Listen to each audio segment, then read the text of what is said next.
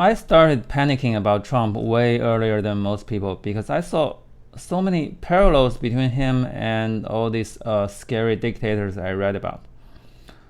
So most of you heard of the Cultural Revolution, right?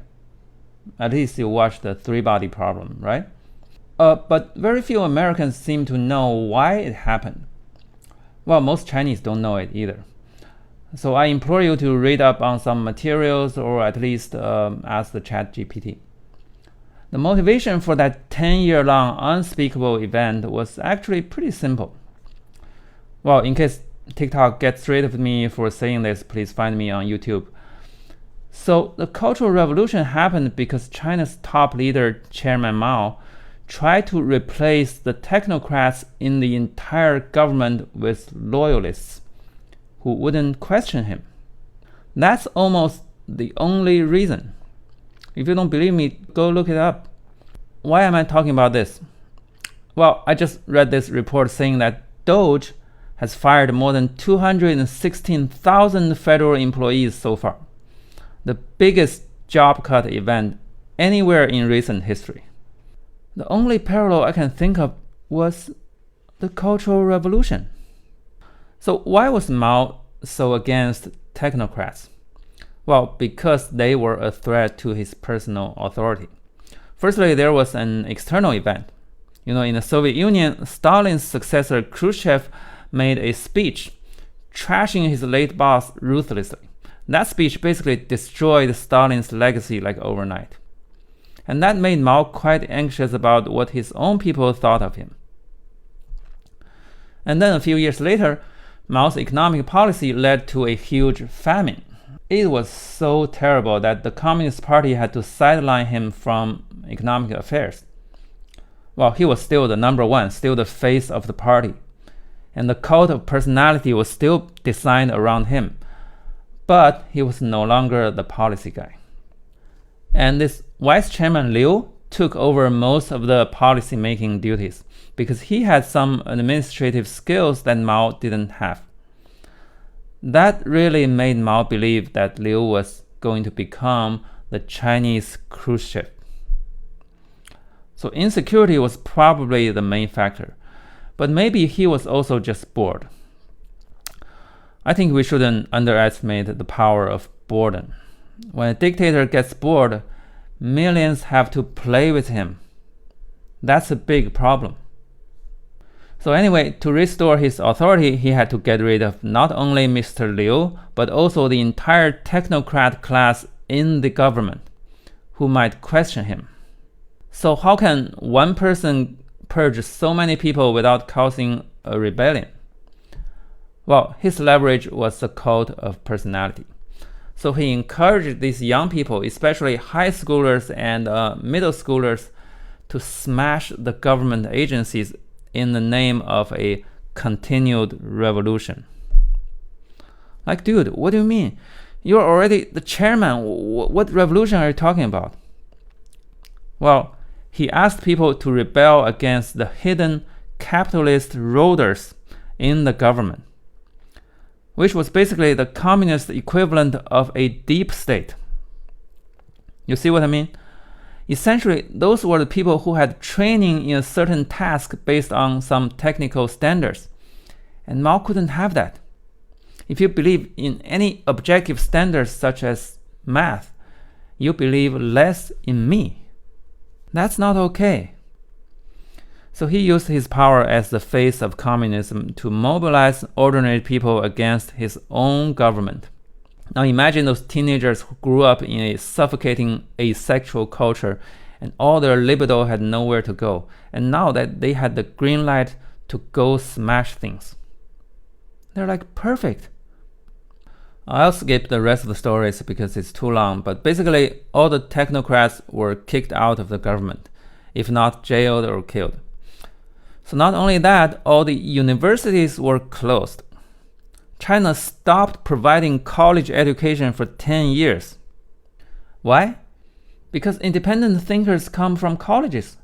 Mao was just nipping them in the bud. That should ring a bell for Americans, right? So fast forward to 2025, Trump is facing the same problem. A Of course, the American system is very different. There are at least two parties and many different ideologies. But in any country, there's a technocrat class in the government. A lot of federal employees are conservatives, sure, but they also have a separate identity, which came from their years of professional training. They tend to uphold a certain procedural norm regardless of who they voted for. And that norm is a big threat to Trump.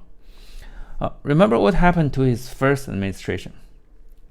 Half of his own cabinet members turned against him. They were all hardcore Republicans, no doubt, but they couldn't stand him personally. Even those who stayed on his side mostly didn't get hired back in the second administration. I wouldn't call any of them like good people. Okay, I wouldn't hire them if I were the boss. But most of them at least were trained experts in certain areas, and they had some standards on what's technically right and what's not.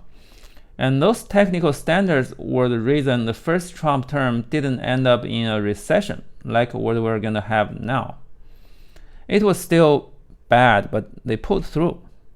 But this time around, Trump's objective is different.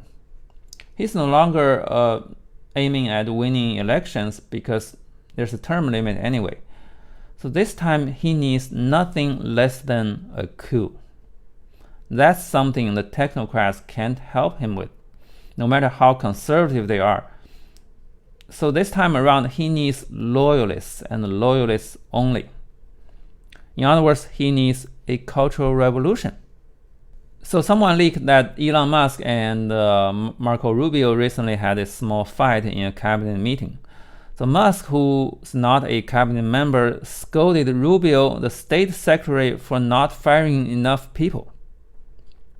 Too bad there's no video. I really want to see how the fucking state secretary gets scolded by a tech support. But then here's how Rubio defended himself. He was like, more than 1,000 people took the buyouts. That's the same as firing.